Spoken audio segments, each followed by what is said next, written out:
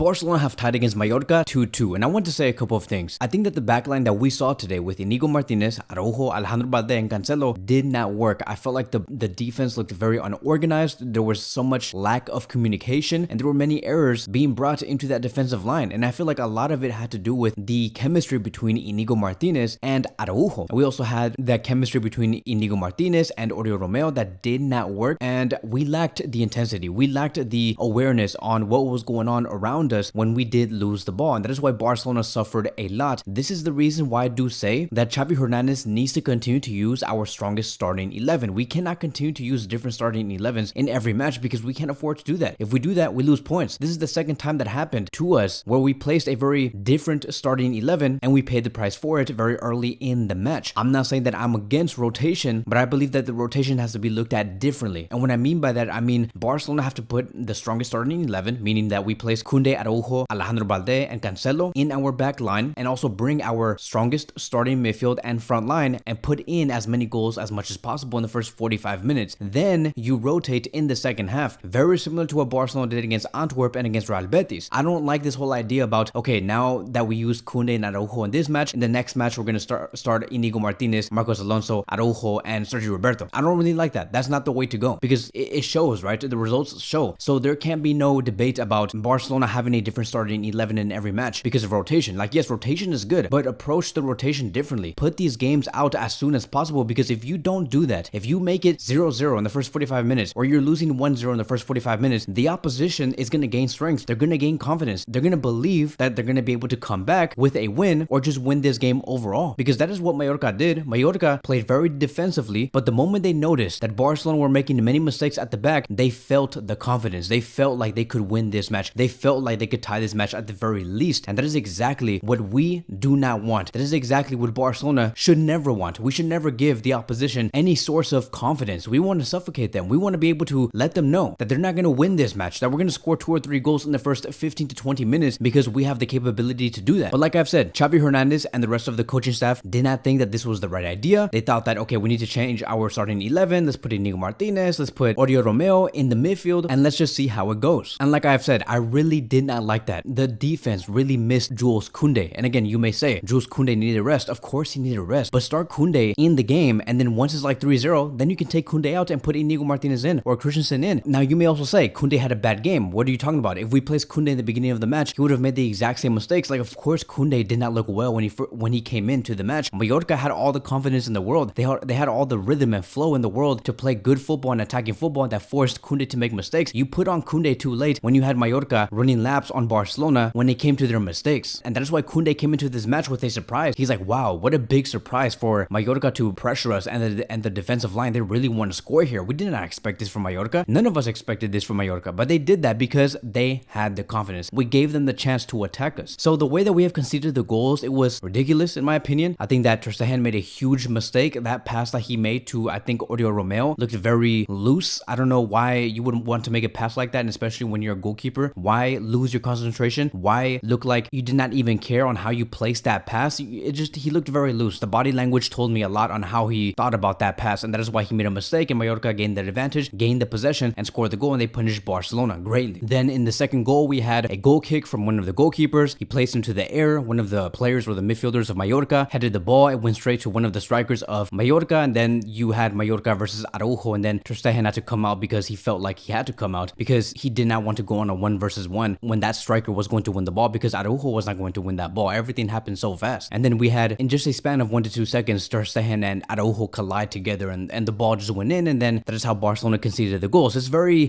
I would say, immature. It's just, it didn't resonate with me very well. I hated the way Barcelona conceded those goals because it never needed to happen in the first place. And so Barcelona really needed to fight through this because it would have been an easy 2-1 win for Mallorca or a easy 2-0 win for Mallorca. And then we had a couple of chances ourselves. Like, it just wasn't the day for the attack overall. Even though I know that they did what they could, we missed a couple of chances, right? There was a moment when Barcelona were leveled with Mallorca 1-1, and we saw Joao Felix almost scoring, hitting the post. We saw Raphinha almost scoring that goal on the 1 versus 1 with the goalkeeper, but he decided to like hit that ball to the moon, right? It went straight to the moon. And so we had that chance to make it 2-1, but Barcelona were unlucky. It was just one of those days. And when you combine like what the mistakes that the defense made, of course you're gonna have that 2-2 scoreline. And that is why we sit here today with many people, and I even even Real Madrid fans, not even Mallorca fans, but the haters around football celebrating this tie that Barcelona have gotten against Mallorca. They love this. They're cherishing this moment. This is how big Barcelona have gotten, how impressive they have been. Even a 2-2 tie against Mallorca away from home would have everybody on their feet celebrating. Anybody who hates Barcelona, they will be celebrating through the roof because they tied against Mallorca. Wow, right? And I also do want to speak about Lamine Yamal's penalty. There was a defender that did try to tackle the ball, but he went straight for the foot of Lamine Yamal. Many claim that it was not a penalty or it was a penalty. In my opinion, it was a penalty because if I see the leg and the foot going for the foot of Lamine Yamal and not the ball, then you should assume that the defender was intending to hit the player and not the ball, which is why I do say that it is a penalty and you had the contact with the foot, even though it did not really hurt Lamine Yamal. Like, I don't know what it's gonna take, right? Like, the only way that we could get fouled is by getting hit hard. For us to just get injured, like, is that the only way we could find a penalty, is for one of our players to get a massive hit on the foot or on the ankles? Do we have to go through like a 9th month injury to justify that we have gotten a foul against us and that we should get a penalty? That's what I don't understand. The intentions were clear, but I want to go back to what I was talking about before. Besides that foul against Lamine Yamal, I still believe that we should take massive self-accountability and approach games differently and play better from the defensive line to the attacking line. I want to make that very clear. I'm not trying to say that the only reason why Barcelona tied against Mallorca was because of these fouls that were not justified in favor of Barcelona. I'm not trying to say that. I think that we have to have massive self-accountability, pure self-accountability, and we must do better. We have to do much better defensively and attacking wise. Now I do want to shout out some players because Lamine Yamal himself, right? He played an amazing game at the age of just 16 years old. He was running circles around Mallorca, around that defense with Fermin Lopez, who came in later in the match and scored one of the goals that led towards the 2-2 tie after Lewandowski did a dummy and let the ball go through him and went straight to Fermin Lopez, and he was able to score the goal. So I want to shout out Lamine Yamal and Fermin Lopez for standing out in the attack. I think that they did what they could, especially with Yamal at just, at 16, like, please, bro. And when he's 18, 19, 20 years old, he's going to be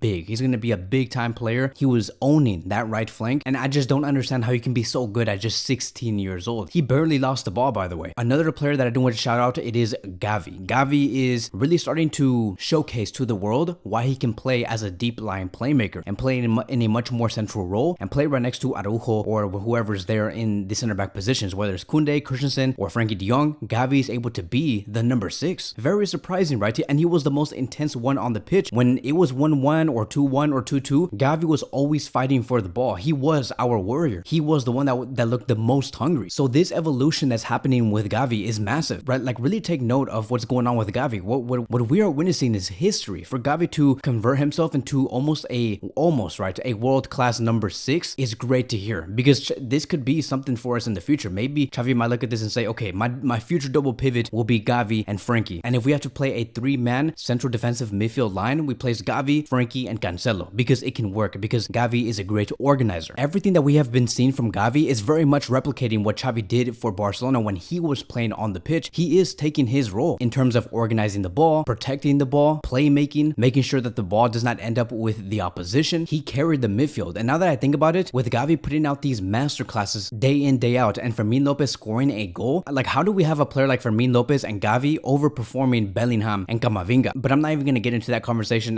That's not what I want to be here and talk about for this video, but it's crazy to see just Gavi and Fermin Lopez stand out like this again. And here are going to be the stats for Gavi in the first half, where he stood out the most. 32 out of 34 passes completed, 94%, 2 chances created, 2 successful dribbles, 3 out of 3 accurate long balls, 8 duels won, which was the most, 0 times dispossessed, 2 clearances, and he committed 0 fouls. Isn't that, like, again, amazing for a player that supposedly only likes to foul, only likes to run, only likes to do defending? And so look, here's going to be my conclusion. The defense needs a lot of work, and I think that the defensive line of Koundé, Araujo, Alejandro Balde, and Cancelo need more time to gel. They need more minutes under their belt. I think that the Barcelona defense that we see today in this season is less superior to the defense that we saw last season, and that is because I think that Alejandro Balde, Koundé, Christensen, and Araujo had more time together. They had much more time together than the defense that we have today with Cancelo, Balde, Koundé, and Araujo. We also have to take note that the defense have to function much differently, right? We don't function with a back 3 anymore. We function with a back 2, and one of the defenders have to go into the midfield. So with a new system being placed, with new players being introduced, of course,